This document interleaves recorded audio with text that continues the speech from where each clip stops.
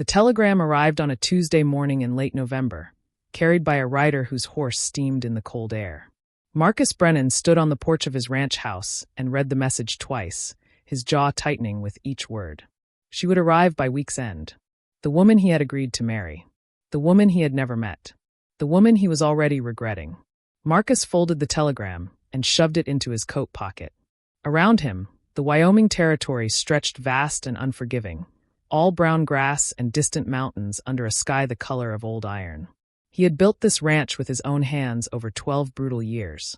2,000 acres of grazing land, a herd of cattle that grew each season, and a house solid enough to stand against the worst storms the territory could throw at it. He had everything a man needed to survive out here. Everything except help. That was why he had sent for a bride. Not for love. Not for companionship. For practical necessity. Running a ranch this size alone was killing him slowly, one exhausting day at a time. He needed someone to manage the house, to help during calving season, to keep the place running when he was out on the range for days. A partner, not a wife. The matrimonial agency had promised him a sturdy woman, experienced with frontier life, capable and uncomplaining. What they sent him instead was about to step off a stagecoach in 3 days, and Marcus was certain she would be everything he did not want. The letter that came before the telegram had told him enough. Her name was Catherine Aldridge, 24 years old, from Philadelphia, educated, no surviving family, seeking a new life in the West. Marcus had read between those careful lines and knew exactly what she was. A city woman, soft hands and softer expectations. Someone who had probably never worked a full day in her life and thought the frontier would be some kind of romantic adventure. She would last a month at most before the isolation, and the work broke her spirit, and she begged to go back east. He should never have agreed to this arrangement. But the agency had his money, and the agreement was signed. All he could do now was make the best of a bad situation. He would give her the facts plainly. Show her what life here really meant. If she wanted to leave after that, he would not stop her. Marcus turned and went back inside the house. He had work to do before she arrived, and regret was not going to get it done. 3 days later, Marcus stood outside the general store in the settlement that barely deserved to be called a town. 20 buildings, half of them empty. One muddy street. The stagecoach rattled in right on schedule, wheels splashing through half-frozen puddles. Marcus stayed back, arms crossed, watching as the driver climbed down and opened the door. A woman stepped out. Marcus had prepared himself for disappointment. What he saw was worse. She was small. Too small for this country. Her dress was dark blue and looked expensive, completely impractical for ranch life. Her hair was pinned up in some complicated style that would fall apart the moment the wind hit it. She carried a single carpet bag and looked around the settlement with an expression he could not read. Not fear exactly. Not excitement either. Something closer to determination. Their eyes met across the muddy street. For a moment, neither of them moved. Then she walked toward him, her boots sinking slightly into the mud with each step. When she stopped in front of him, she was even smaller than he had thought. The top of her head barely reached his shoulder. "Mr. Brennan?" Her voice was steady, educated, exactly what he expected. "I'm Catherine Aldridge." Marcus nodded once. "I know who you are." She waited, clearly expecting more. When he offered nothing else, she continued. "The journey was long but manageable. I appreciate you meeting me." "Didn't have much choice," Marcus replied. He gestured toward a wagon hitched nearby. "Ranch is 2 hours north. We should go while there's still light." Something flickered across her face. Not hurt exactly, but something close. She nodded and walked toward the wagon without another word. Marcus followed, picked up her bag, and threw it in the back. It was lighter than he expected. He had assumed she would bring trunks full of useless city things. Maybe she had more sense than he gave her credit for. Or maybe she just had nothing left to bring. The ride to the ranch passed in near silence. Marcus drove the wagon, his attention on the rough trail. Catherine sat beside him, her hands folded in her lap, her eyes taking in the endless emptiness around them. Once, she opened her mouth as if to speak, then closed it again. Marcus did not prompt her. If she had questions, she could ask. If she wanted conversation, she would have to start it. He had nothing to say to her. By the time they reached the ranch, the sun was setting. The house stood dark against the fading light, solid and plain and utterly without charm. Marcus pulled the wagon to a stop and climbed down. Catherine sat for a moment, looking at the building. Then she climbed down as well, moving carefully in the unfamiliar terrain. "This is it," Marcus said, stating the obvious because he could think of nothing else to say. "Home." Catherine nodded slowly. "It's very isolated." "That's the point." He grabbed her bag and walked toward the house. "Come on. I'll show you inside." The house was clean but sparse. A main room with a stone fireplace, a kitchen area with a cast-iron stove, a table and chairs that Marcus had built himself. 2 bedrooms, one barely bigger than a closet. Catherine stood in the center of the main room and turned slowly, taking it all in. "The small room is yours," Marcus said, pointing. "I'll sleep in the other. There's a well outside for water. Outhouse is behind the barn. We eat simple. I'm not expecting fancy cooking."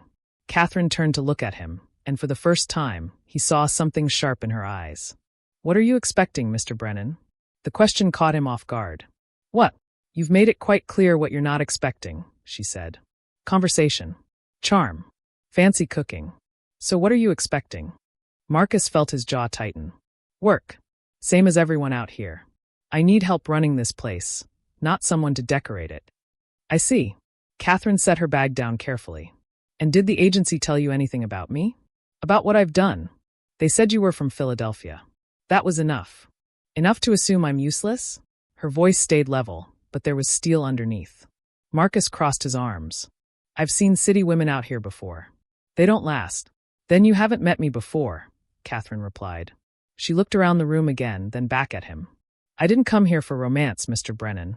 I didn't come here expecting to be coddled or entertained. I came here because I have nowhere else to go and nothing left to lose. So if you need help, I'll help. If you need work done, I'll work. But don't assume I'm weak just because I know which fork to use at dinner." For a long moment, they stared at each other. Marcus had expected tears by now. Maybe anger. Not this quiet, stubborn defiance. He nodded slowly. "We'll see." "Yes," Catherine said. "We will." That night, they ate a cold supper in silence. Afterward, Catherine washed the dishes without being asked.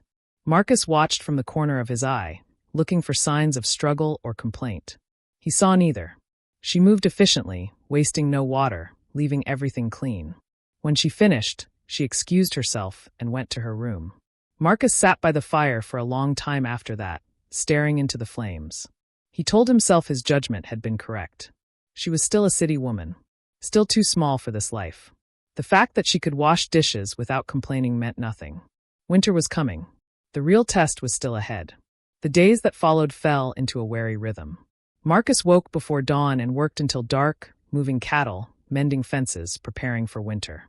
Catherine stayed in the house, cleaning, organizing, teaching herself to use the cast-iron stove.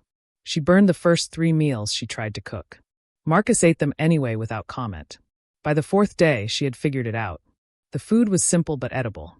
She asked him once what he wanted for supper. He told her whatever was easiest. She made stew. It was better than anything he had cooked for himself in months. He still barely spoke to her. She stopped trying to start conversations. They moved around each other like 2 strangers sharing a train car, polite and distant. Marcus told himself this was better. Easier. He did not need warmth from her. He needed function. 2 weeks after Catherine arrived, the first snow fell. Just a dusting, but Marcus knew what it meant. Winter was coming early and hard. He spent the next 3 days moving the cattle closer to the ranch, preparing the barn, stacking firewood until his back screamed.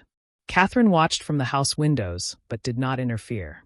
On the 3rd evening, as Marcus came inside exhausted and frozen, he found the house warmer than usual. A pot of coffee sat on the stove, still hot. Catherine stood near the fireplace, feeding wood into the flames. "You've been working hard," she said without turning around. "Winter won't wait," Marcus replied. He poured coffee and drank it black, feeling the heat spread through his chest. "Storm's coming. Big one. I can feel it." Catherine finally turned to look at him. "What do you need me to do?" The question surprised him. "Stay inside. Keep the fire going. Don't waste fuel." She nodded. "Anything else?" Marcus hesitated. Then he shook his head. "Just don't panic when it hits." The storm arrived 2 days later with a vengeance that shocked even Marcus. The sky turned black in the middle of the afternoon. The wind hit like a fist, shaking the house on its foundation. Snow did not fall so much as explode sideways, so thick Marcus could not see the barn from the porch. He had dealt with bad storms before, but this was different. This was the kind of blizzard that killed people. The kind that buried entire herds and collapsed buildings. The kind that made even experienced frontiersmen afraid. Marcus moved through the house securing shutters and checking for leaks. Catherine stood in the kitchen, her face pale but composed. "How long will it last?" she asked. "Could be hours. Could be days." Marcus pulled his coat tighter. "I need to check the barn. Make sure the animals are secure." In this, Catherine moved toward the window, but the glass showed nothing except white chaos. "You can't even see out there. I don't have a choice. If the barn door's loose, the whole structure could go." Marcus headed for the door. "Stay inside. No matter what." He opened the door, and the storm tried to rip it from his hands. Snow blasted into the house. Marcus forced his way outside and pulled the door shut behind him. The cold hit him like a wall. The wind screamed. He could not see more than 2 feet ahead. He knew the path to the barn by heart, had walked it 1,000 times. But in the whiteout, everything looked the same. He took 3 steps and lost sight of the house. Panic touched his chest for just a moment before he shoved it down. He kept walking, counting steps, moving slowly. His hands were numb in minutes despite his gloves. His face burned with cold. When his outstretched hand finally hit wood, relief flooded through him.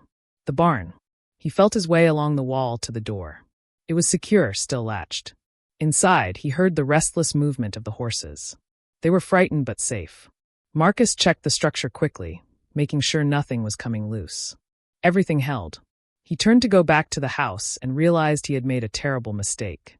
The door he had entered through was no longer visible. The storm had intensified. The wind had shifted. He could not see anything. Not the house. Not the fence. Nothing but white. Marcus stood completely still, fighting down fear. He knew which direction the house should be. Roughly 30 yards southwest. But roughly was not good enough in a whiteout. If he walked the wrong direction, he could wander out into the open range and freeze to death before he found shelter. Men died 10 feet from their own doors in storms like this, because they could not see where they were going. He took a breath and started walking, moving slowly, keeping his left hand outstretched. After 10 steps, he should have hit something. He hit nothing. He stopped, turned slightly, tried again.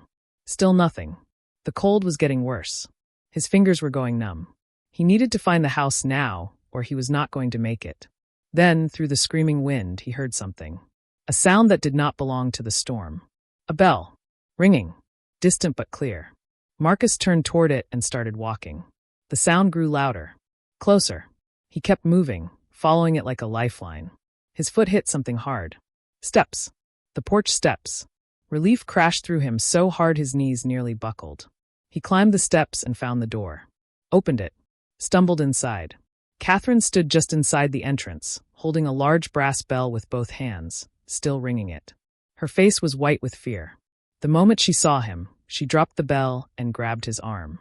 "I couldn't see you," she said, her voice shaking. "You were gone and I couldn't see anything and I thought—" She stopped, swallowing hard. "I found the bell in the storage room. I thought maybe you could hear it." Marcus stared at her, his mind still catching up. She had saved his life. If she had not rung that bell, he would have walked past the house and died in the storm. "You shouldn't have opened the door," he said, his voice rough. "I had to," Catherine replied. "You were lost." For a long moment, they just stood there, Marcus dripping melting snow onto the floor, Catherine still gripping his arm like she was afraid he might disappear again. Then Marcus nodded slowly. "Thank you." It was the first time he had thanked her for anything. Catherine let go of his arm and stepped back. "Get out of those wet clothes before you freeze." She moved to the fire and added more wood. Her hands were still shaking. The storm raged for 3 days. The world outside became nothing but howling white fury. Inside the house, Marcus and Catherine existed in a strange bubble of forced closeness. There was nowhere else to go. Nothing else to do but wait. They sat by the fire and talked, really talked, for the first time. Marcus learned that Catherine had worked as a teacher in Philadelphia. That her parents had died of cholera when she was 20. That her brother had gambled away the family business and left her with nothing. That coming west was not an adventure. It was survival. "I know you think I'm weak," she said on the second night of the storm. "I'm not asking you to believe otherwise. But I am asking you to give me a chance to prove it." Marcus stared into the fire. "You saved my life with that bell." "You would have done the same for me," Catherine replied. "Would I?" Marcus looked at her. "I'm not sure I would have thought of it." She met his eyes. Then maybe we're better together than apart. When the storm finally broke on the fourth morning, the world was transformed. Snow drifts reached halfway up the house. The barn was buried on one side but still standing. Marcus and Catherine worked together to dig out, to check on the animals, to clear paths. Catherine did not complain about the cold or the work. She just moved steadily, doing what needed to be done. Marcus found himself watching her as she worked, seeing her differently. This small city woman who had rung a bell in a blizzard and refused to let him die. That night, as they sat exhausted by the fire, Marcus spoke. "I was wrong about you." Catherine looked up, surprised. "Wrong how? I thought you'd be useless out here. I regretted sending for you before you even arrived." He paused. "I'm sorry." Catherine was quiet for a moment. Then she smiled, small but real. "I thought you'd be cruel. I was prepared to endure it because I had no other options." "And now?" Marcus asked. "Now I think you're just scared," Catherine said. "Same as me." Marcus felt something loosen in his chest. Something that had been locked tight for years. "I don't know how to do this. The marriage part." "Neither do I," Catherine admitted. "But maybe we can figure it out together." Marcus looked at her across the firelight. This woman he had dismissed. This woman who had saved his life.